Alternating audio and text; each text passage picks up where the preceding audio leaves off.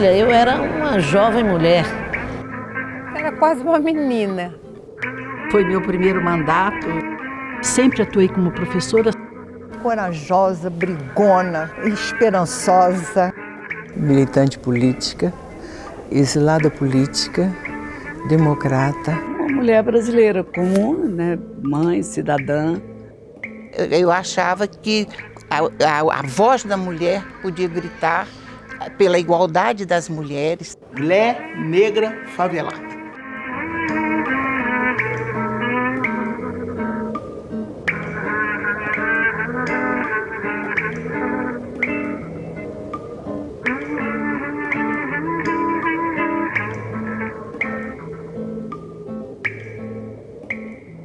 Dos 559 constituintes, apenas 5% desse total são mulheres. Mas, apesar de serem poucas, as mulheres esperam obter avanços para as reivindicações femininas na nova Carta. Todas nós tínhamos muitas ideias e muitas expectativas.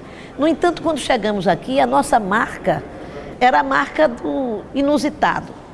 Então, nós fomos um pouco tratadas como bibelôs da Constituinte, né?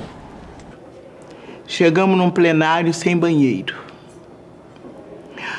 E aí, algumas pessoas, como é que nós vamos? Não vai fazer? E não deram muita importância. Muito obrigada, Raquel. Que alívio! Foi absolutamente por acaso, porque eu tô mesmo aí atrás de um banheiro. Ah, você quer retocar a maquiagem? Se eu fosse uma dondoca, eu te diria que tava a fim de retocar a maquiagem. Mas como eu não sou dondoca, eu tô roxa por um banheiro pra fazer um xixi. Vamos lá, eu te levo. Aqui dentro, acredito, era uma luta ferrenha. Era uma luta ferrenha. Eu me lembro que alguém reivindicou, porque o nosso banheiro era comum, e uma das mulheres falou, olha, precisamos ter um banheiro para as mulheres, porque toda hora você entrava, muitas vezes o homem estava saindo, se ajeitando, era constrangedor para as mulheres. Aí veio aquele título, Bancada do Batom exige banheiro exclusivo, uma coisa elementar.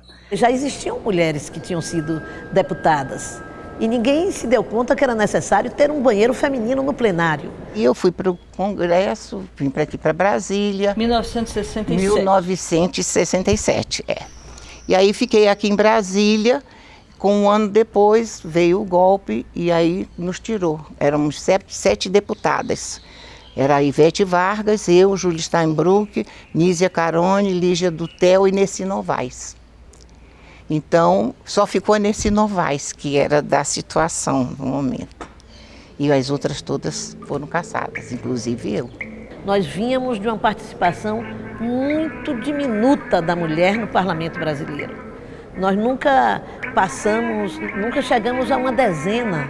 Então foi um grande momento de visibilidade da mulher no parlamento, porque pela primeira vez nós tivemos uma bancada que ultrapassou o número de 2 dezenas.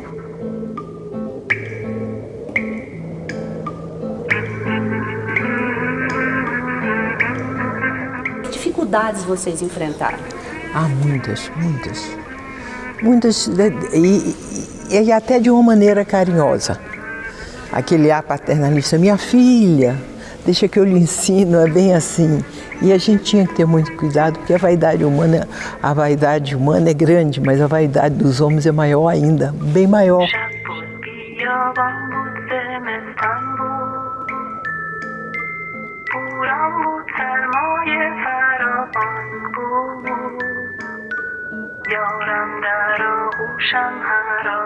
Nós éramos chamadas a voltar, vai lavar sua roupa no seu tanque, vai para o seu fogão, entendeu? Porque aqui não é lugar de mulheres. Então, eu acho que é muito difícil a gente ser mulher o tempo todo, até hoje. Onde você esteja trabalhando, o homem, ele sabe lidar com o poder. E nós não experimentamos muito isso. O matriarcado de 1.200 anos atrás, ele foi sendo destituído gradativamente a tal ponto que hoje se retoma também essa visão patriarcal, onde quem manda é o homem. Eu posso me sentar? Não, fala de pé. O homem sempre veio para reger. Agora, a mulher sempre foi sobre o domínio do homem. O direito da mulher é igual ao do homem, né? Desde que ela trabalha igual. Que é bom, né? Ser tudo iguais, não ter diferença. Tudo é humano, né? Foram 478 emendas, né, que eu apresentei, muita coisa. Eu trabalhei diuturnamente, eu me dediquei muito, com muita seriedade, né? E dentro desse espectro machista, começa por aí. Do meu marido me telefonar às vezes e olha aqui, você não vai voltar para casa? Aqui não tem carne, minhas cuecas estão sem botão, meus filhos estão danados da vida com você. Meus filhos ligavam e diziam, mamãe, você largou a gente? O que está acontecendo? Porque eu fiquei aqui. Mas eu fiquei aqui fazendo a Constituição. A responsabilidade como deputada, com a votação que eu vim, muito nova, logo chegou aquela história, é bonitinha, musa. Isso, num certo momento, me incomodou muito. Eu disse assim, não foi com esse propósito que eu cheguei aqui. Odete, esta é Solange Duprá, a amiga do Afonso, de quem eu te falei. Ela é produtora de modas e redatora da Tomorrow. Isso. Mas é muito bonitinha. Você sabe que quando eu tinha a sua idade, uma moça bonitinha como você, a gente dizia que era um biscuit. Você é um biscuit. Isso é óbvio que deve ter acontecido em várias oportunidades, né? Ninguém chegar porque é bonitinha, porque não sei o quê. Mas eu sempre me apropriei dos espaços para vender aquilo que eu acreditava que era importante passar. Eu chegava assim, olha, por favor, nós estamos trabalhando esse projeto, ou essa emenda, ela é extremamente importante por isso. Eu acho que eu tirei vantagem, se isso aconteceu, sem sacanagem. Eu acho que eu acabei tirando vantagem, talvez pela minha ingenuidade. Quando eu entrava nos lugares que a gente estava, às vezes, assim, mais descontraídamente, até bebendo uma coisa, conversando e tudo, e que eles soltavam alguma piadinha, alguma graça, um dizia assim, mas com ela não, que ela só faz Constituição, entendeu? Toda vez que nós podíamos sentar e discutir, nós, poucas mulheres, nós discutíamos quais espaços que tinham que ocupar e brigávamos por ele. E em uma bancada costumava ter uma mulher, em outra bancada nenhuma mulher, mas às vezes, na hora de formar as comissões, as mulheres precisavam estarem tão organizadas para que quando ela fizesse a sua palavra, fazer presente a sua palavra, na hora de reivindicar, ecoasse pela casa inteira. A mulher chegou aqui na Assembleia Constituinte, a grande imprensa cercou as mulheres da bancada feminina e as projeções eram, esta é filha de ex-presidente da República, esta é a musa da Constituinte, esta é bonita, essa é feia, essa é velha, essa é moça. Enfim, a mulher era o objeto de curiosidade, de riso e algumas vezes até, eu vou lhe dizer, um objeto assim, um pouco ocioso e fútil da Assembleia Constituinte. Não foi preciso muito tempo para que as mulheres constituintes mostrassem que a presença delas neste plenário não era apenas decorativa. Pontos coloridos num imenso mar de paletó e gravata. O Conselho lançou uma campanha, Constituinte para Valer tem que ter palavra de mulher. Então, nós fomos, as mulheres constituintes, o único segmento no país que se elegeu com uma carta programática.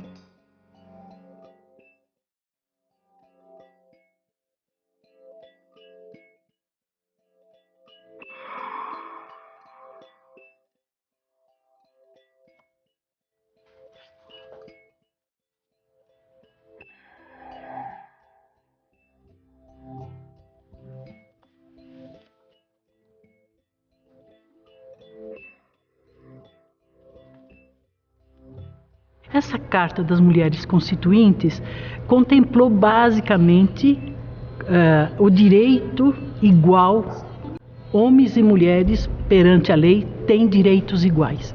E aí pulverizou-se, esse direito veio em toda a Carta Magna,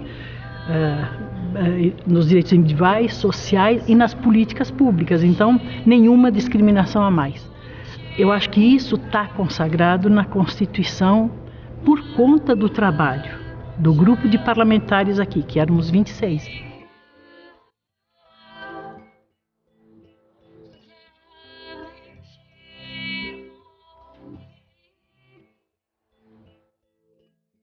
As mulheres na Constituinte. 20 das 25 mulheres da bancada feminina fecharam ontem um documento para ser entregue ao presidente da Constituinte, Ulisses Guimarães. É a posição delas sobre o substitutivo do relator Bernardo Cabral. O senhor esperava esse tipo de emendas que sobrepujassem outras? Esse tipo de emendas eu estava esperando outro em outros capítulos, não nesse. De qualquer maneira, uma surpresa boa. O nosso primeiro documento, nós temos certeza de que será muito importante para todos os brasileiros nesse instante tomarem conhecimento da união das mulheres e da luta e da empolgação, da verdade que as mulheres querem transmitir no sentido das mudanças institucionais brasileiras. O que nos une vai ser a nossa pauta, vai ser a agenda nossa do período da Constituinte. O que não tem o consenso, algumas coisas a gente ainda pode estar junto, sem questionar muito. Aquilo que não agrega, cada uma vai lutar com as forças que tem para ver se consegue avançar. Então, essa agenda praticamente unificada da bancada foi muito importante e significativa. Nós não fazíamos debates contraditórios ou contradizentes em plenário. Em plenário, nós tínhamos a nossa reunião e em plenário nós defendíamos aquilo que era consensual. Não há justiça, não há lei, não há política pública que seja justa e benéfica para um bem-estar da nação se a gente não tiver a participação de todos dela. Senão sempre será injusta de algum lado. E você tem o desplante de me falar de folga. Puxa vida, fiquei 3 semanas sem folgar para juntar 3 dias. E você quer que eu fique aqui de paparico com a dona Heleninha? Eu sei, Marina, mas por que justamente amanhã? Ué, porque eu tenho uns problemas pessoais aí para resolver. Meu Deus do céu. Criados com problemas pessoais. Aonde nós chegamos? Como o deputado Ulisses Guimarães disse desde o início, essa é a Constituinte do povo e nós também somos povo e nós vamos procurar estar lá dentro. Parece que já é a semana que vem que vai ser votado o destaque da deputada Benedita da Silva. Você acredita realmente que a proposta da deputada seja aprovada? Olha, diz que a esperança é a última que morre, né? E nós, o povo brasileiro, vivemos na esperança. A gente não pode desanimar.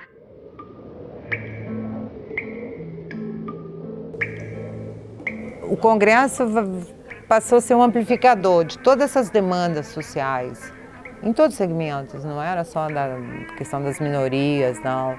Você tinha todas as áreas aqui, sabe, trazendo suas necessidades, seus...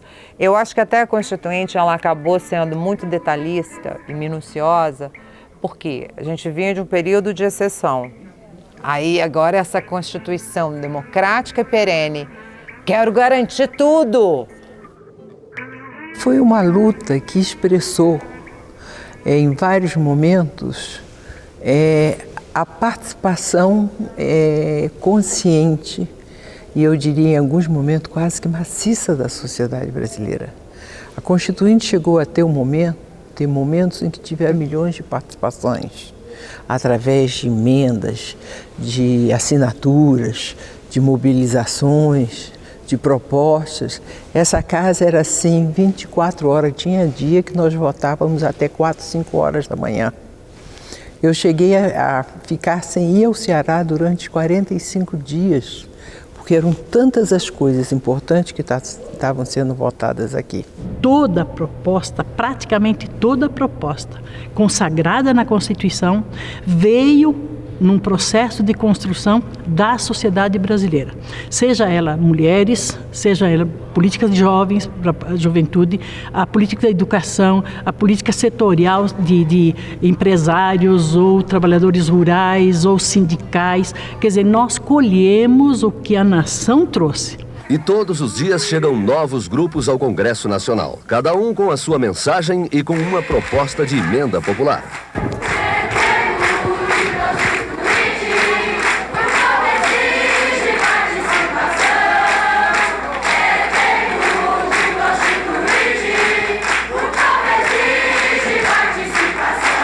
As pessoas passavam pela gente e via que a gente tinha feito alguma coisa em benefício do povo, da população, né? Isso é muito importante. Ao chegar aqui, nós não tínhamos uma carta pré-estabelecido, nós não tínhamos um modelo de uma carta. Esse modelo foi construído a muitas mãos, daí porque o entusiasmo das pessoas, cada grupo se sentia partícipe dessa construção. E devagarinho, quando aquilo que parecia impossível, que era ordenar todas essas demandas, devagarinho isso foi sendo construído e acabamos que fizemos uma carta que talvez não seja o ideal. Muitos, inclusive, dizem que a carta é muito prolixa, mas ela é resultado da circunstância do momento. Ela é resultado de um Brasil que sai do silêncio para a participação efetiva. A luta vai começar, reforma agrária não sai, queremos liberdade já. A gente enfrentava diversas propostas. Vocês estão inviabilizando o país, essa Constituição vai paralisar o país, quer quebrar a produção do país. E o doutor Ulisses foi sábio e contundente. O que inviabiliza esse país é a miséria e a corrupção, não a garantia dos direitos sociais. Eu, particularmente, tive os momentos mais felizes da minha vida, de ver aqui na Assembleia Nacional Constituinte, debater na comissão os direitos de orientação sexual, dos jovens, da criança, da mulher, do indígena, dos negros. Queremos proclamar a nossa abolição. Não é ódio, nem rancor, apenas um grito de liberdade. Nós estamos falando do Brasil, né? Da maioria das pessoas.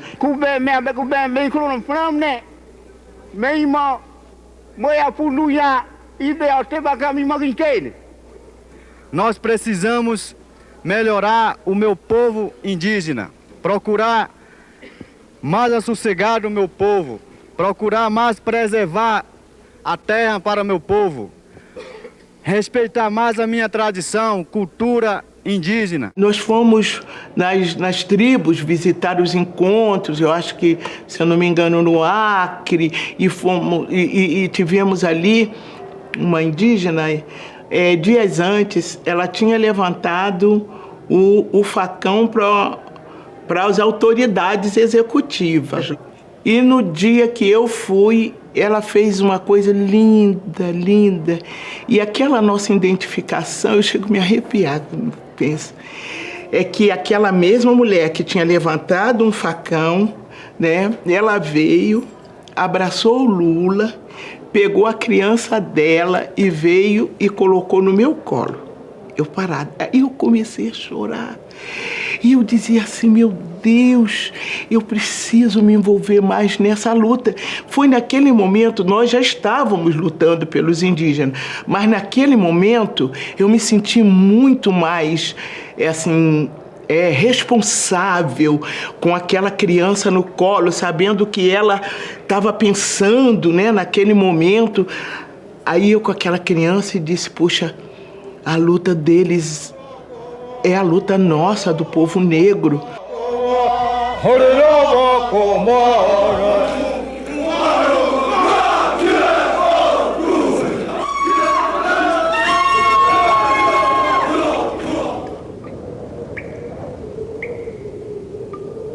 Os parlamentares diziam que o meu mandato trouxe ao plenário da Assembleia Legislativa, e nós trazíamos aqui os desgravatados, os maltrapilhos, né? O povo.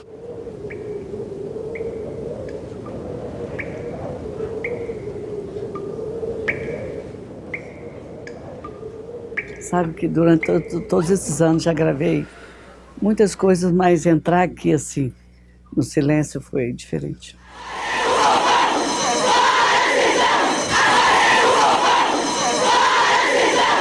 Nunca essas galerias do Congresso Nacional estiveram tão cheias. Nunca esses corredores estiveram tão ocupados. Nunca os segmentos organizados desse país foram tão ouvidos, e ouvidos de fato, porque nós conseguimos mudar as leis.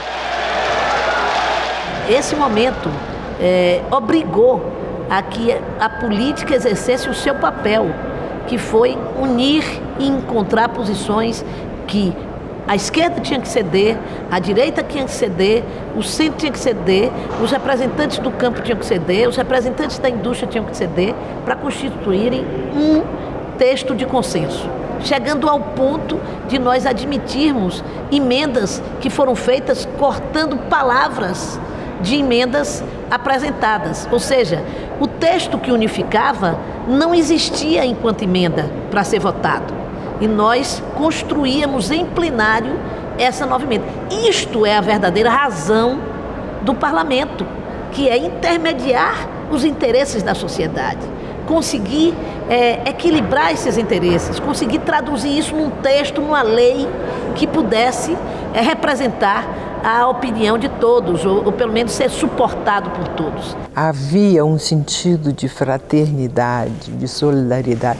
A sociedade brasileira estava menos rançosa, menos aguerrida, entende? Não é que abrisse mão dos seus posicionamentos ou das suas bandeiras, mas não tinha, entende, esse espírito de querer destruir o outro. O espírito que existia era o espírito de somar. Foi um debate muito intenso na Constituinte, em que nós tivemos o apoio de parlamentares, mas de origem ideológica totalmente diferenciada, para dizer que era possível o aborto no caso do estupro. E nós víamos de uma realidade que muitas mulheres haviam sido estupradas na cadeia, na tortura, no Brasil e em toda a América Latina. E imaginar, e naquele momento, não foi apenas isso que sensibilizou aqueles homens que eram constituintes. Até porque alguns deles vinham de um apoio expressivo ao regime anterior. Mas foi também a compreensão de que era uma necessidade, um direito, que uma mulher não pode ser violentada e carregar em si obrigatoriamente. Nem todas têm essa força emocional que lhe permita conviver com o fruto de tamanha violência. Num encontro hoje com o presidente da Constituinte, Ulisses Guimarães, representantes de movimentos feministas elogiaram as decisões já aprovadas em favor da mulher e da família. A licença maternidade, evidentemente, é um avanço importante, é um lucro dos bebês, né? É um lucro da criança brasileira. Há muitas questões, se formos analisar ponto por ponto. E um lucro enorme é o fato de que realmente passamos a existir através dessa Constituição que se fará, que se está fazendo, graças, como eu disse, a um trabalho organizado, coerente, de toda a população feminina brasileira. Cheguei aqui com 20 e poucos anos, com uma neném de 1 ano e 1 mês, e com muita vontade de trabalhar, de ampliar, garantir conquistas, não só para as mulheres, mas para as crianças, porque eu acho que quando você assegura políticas públicas, desde o pré-natal, a primeira infância, você está investindo, está capacitando, permitindo a capacitação da mulher, está empoderando, como diz, né, a mãe e a mulher. Isso aqui foi na votação da ampliação da licença maternidade. E as mães vinham com seus bebês amamentar para mostrar a importância do aleitamento materno. Se nós ampliarmos a licença gestante de 90 para 120 dias, nós estaremos também ampliando a discriminação contra a mulher. E o que nós observamos é que a mulher não quer mais ociosidade. Um país que não investe na criança é um país sem futuro. O grande beneficiário não é a mulher desta licença. O grande beneficiário que a Constituinte está dando, a mulher trabalhadora, é o futuro deste país. É a nova geração que virá, os filhos. Porque, como sabemos, há uma carência muito grande. E o leite materno é insubstituível nos 4 primeiros meses de vida da criança. Eu me lembro do momento que para mim foi um dos momentos mais bonitos da Constituinte, foi quando o ministro Alceni Guerra defendeu o direito à paternidade para os homens a licença paternidade. E isso virou uma piada, uma troça. Todo mundo, quando o Alceni foi, o doutor Ulisses foi infeliz, ele entrou na brincadeira. Anuncio a seguinte destaque: licença paternidade de 8 dias aos que preencham requisitos fixados em lei. É uma homenagem ao homem gestante. Como justificativa da proposição, podíamos lembrar o que disse o grande talento de Chico Anísio: ao dia da mãe. E o dia do homem é precisamente 9 meses antes do dia da mãe. Muito bem. E o Alceni consagrou um dos momentos mais bonitos nessa casa. Ele foi falando e o cenário foi ficando em silêncio total. As pessoas se emocionando, homens e mulheres chorando. Terminou aplaudido em pé e ganhou por maioria, a unanimidade. Aí o doutor Ulisses fez um discurso pedindo desculpa. Foi um momento, nós ganhamos pelo discurso. Foi um momento também de articulação das mulheres, de saberem que aquele momento não era para que nós assumíssemos o protagonismo de defendermos a paternidade. Nós trabalhamos como formigas, conquistando cada voto, mas foi um homem que defendeu, o autor da proposta, e emocionou o plenário. Suas origens, senhor presidente, remontam à minha época anterior de constituinte, como médico pediatra. Há 10 ou 12 anos atrás, frequentemente me deparava com uma mulher que, tendo acabado de dar à luz a um filho e estando impossibilitada de assisti-lo, não podia ter ao seu lado o seu marido, o seu companheiro, o pai da criança, que naquele momento era muito importante para a preservação, senhores constituintes, da sua família, que eu considero a célula máter da sociedade.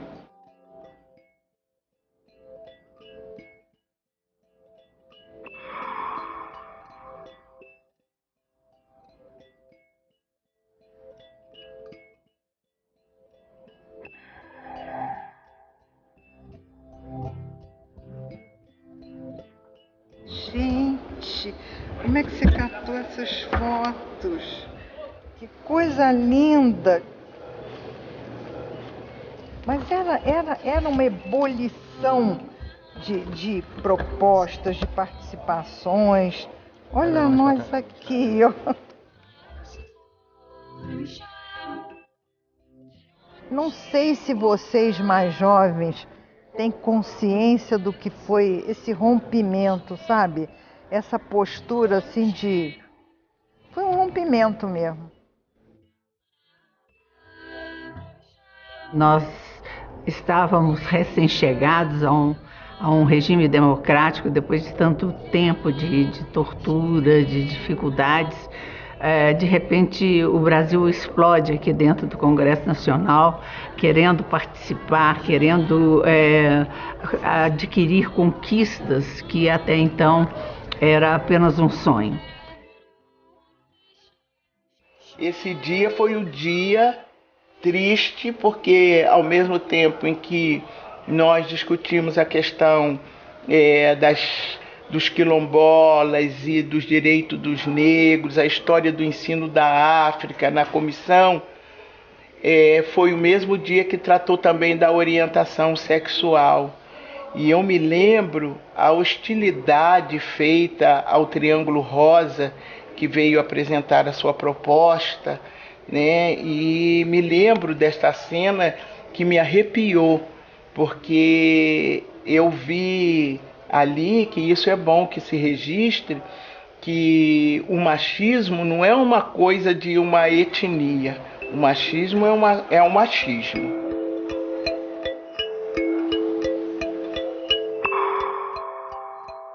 Olha, vejam bem as mulheres trabalhadoras. Eu, particularmente, escrevendo um texto constitucional, eu considero a questão das mulheres, essas anônimas, que estavam espalhadas por todo o Brasil, que junto com suas famílias habitavam na terra, o momento que nós dissemos que a mulher tinha direito à titularidade da terra. Veja bem, a mulher trabalhava do lado do homem, criava sua família, seus filhos trabalhavam na terra, quando o marido morria, elas eram expulsas da terra. Então isso feria toda a dignidade de uma mulher a que assistia e a que era ferida por essa discriminação. Além das marcas do tempo no rosto de cada um de nós, no corpo de cada um de nós, vê que nós vivemos um momento muito grave de intolerância. Como esse Congresso hoje não tolera a presença do povo. Cada vez que se convoca ou que se tem uma mobilização de um segmento organizado, nós somos cercados pela polícia. Nós tivemos grandes momentos de embate.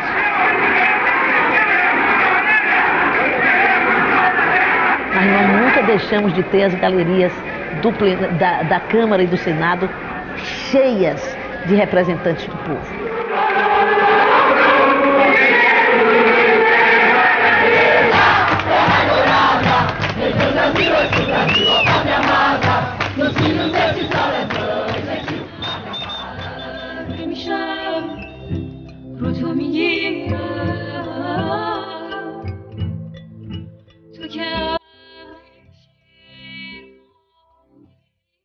Hoje eu consigo enxergar que foi muito mais positivo do que eu enxerguei na época. A gente pensava em reescrever um Brasil de futuro, que infelizmente ainda está muito devendo, mas pelo menos democraticamente ele está aí, não é? E nós éramos 26 e os constituintes eram quase 500, né? E, então, nós éramos desproporcionais, mas as propostas ficaram, do ponto de vista, justas em relação aos direitos da mulher. Toda a legislação que é protetora da mulher, ela foi germinada na Constituição de 88. Né?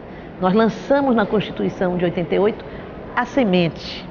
Né? Se nós temos uma lei Maria da Penha, isso é resultante disso. A lei ela tem que ser utópica, ela tem que pensá-la mais adiante, onde nós queremos chegar.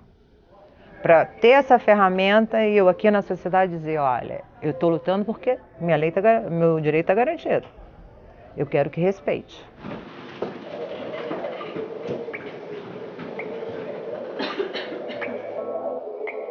Olha, eu era uma jovem mulher. Era quase uma menina. Foi meu primeiro mandato. Sempre atuei como professora.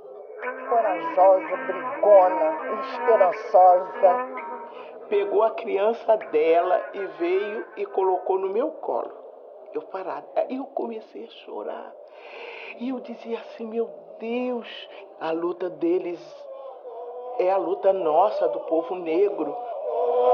E a articulação das mulheres, de saberem que aquele momento não era para que nós assumíssemos o protagonismo de defendermos a paternidade. Nós trabalhamos como formigas, né, conquistando cada voto, mas foi um homem que defendeu, o autor da proposta. Rever esse processo constituinte de 88 é reviver uma página muito feliz da nossa história.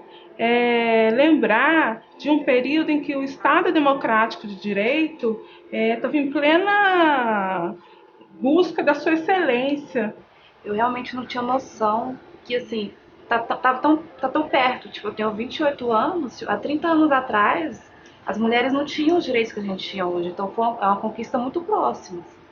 Então, parece que a gente está falando assim, no Brasil, antigamente, parece assim que é um século atrás. Não, gente, tem menos de 3 décadas só que elas conseguiram isso. Então, assim, é muito próximo. Eu me lembro que na faculdade, isso na década de 90, quando eu tive meu primeiro acesso a essa carta, o que mais me impactou foi o fato das mulheres pedirem o direito a terem o acesso à pílula anticoncepcional de forma segura.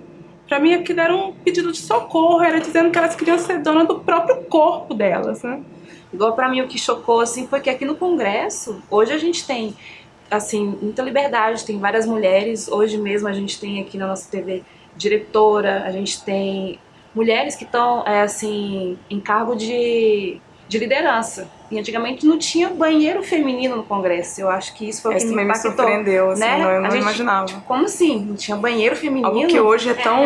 tão básico, é tão normal, né? É tão plenário, né? No plenário, Então, a gente tem lá, artigo 5º da Constituição Federal, que vai dizer homens e mulheres são iguais em direitos e deveres perante a lei, igualmente aos homens.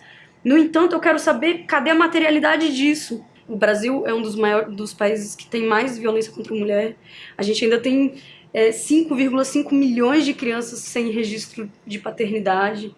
A gente ainda tem o nosso corpo objetificado nas novelas, nas campanhas publicitárias. E acho que o mais importante, assim, porque a gente até comentou que enquanto elas estavam falando sobre uma representação de 5% das mulheres no campo político, a gente cresceu em 30 anos para 10%, porque hoje no Congresso a gente tem 10% de representação das mulheres e no Senado 13%. Eu acredito que essa desigualdade vai diminuir. Então é uma esperança, né? A gente tem esperança, eu acredito, que isso né? aconteça. Eu tenho esperança que isso vai acontecer. Eu acho que a sociedade cada vez mais participativa, no sentido de almejar conquistar ainda mais esses direitos, essas garantias que a gente já tem no papel, né? A gente não pode só ter no papel, senão se torna letra morta. A gente precisa que aquilo seja concretizado. Saiu esse muro robusto de concreto, mas ficou um muro transparente, que é o muro da hipocrisia, que é o muro do machismo velado, é um muro sutil. Olha, eu sou mulher, eu posso ter o meu filho, mas eu posso também prestar um bom trabalho para a sua empresa. Eu sou mulher, eu posso estudar, eu posso ser pós-graduada, eu posso exercer funções que homens também exercem. Que antes eram tradicionalmente masculino. Né? E não assim, para ser melhor do que eles, não, para ser igual. Sim. Né? É só a igualdade que a gente quer, não é nada além disso.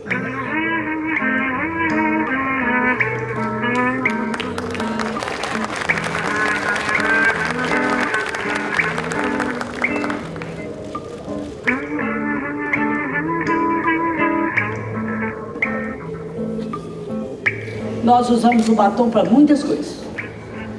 Usamos o batom para nos enfeitar, para pichar os nossos espelhos, mas sobretudo para levantar o alto de somos diferentes, porém iguais.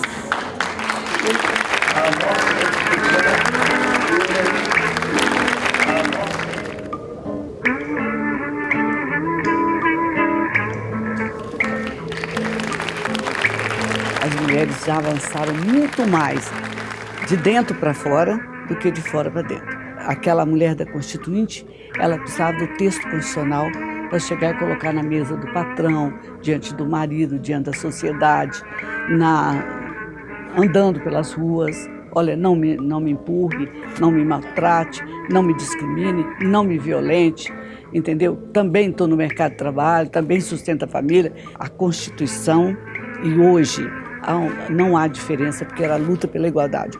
Hoje, nós estamos no exercício dessa igualdade. Incomode a quem incomodar, doa a quem doer.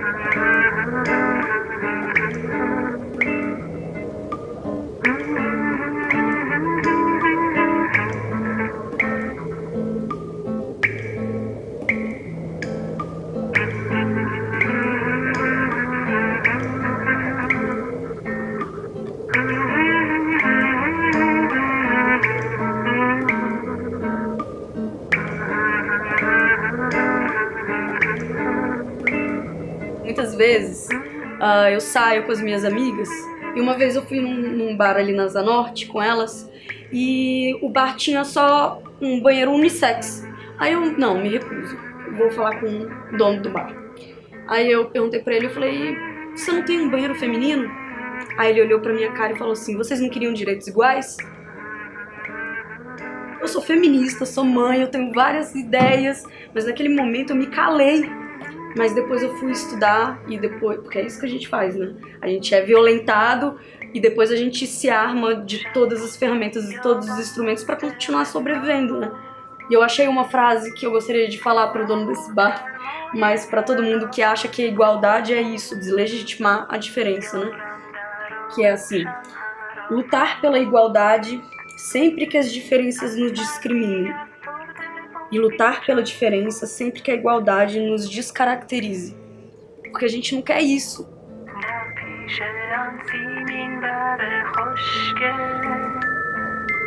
از جسم و جان خود بودم غافل می‌کوشیدم بهرش از جان و دل می‌بردمش با خود سوی منزل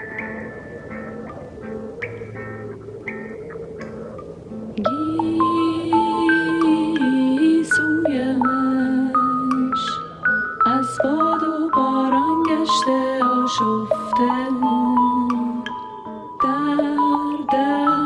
در مویش گویی مروارید غلطان خفته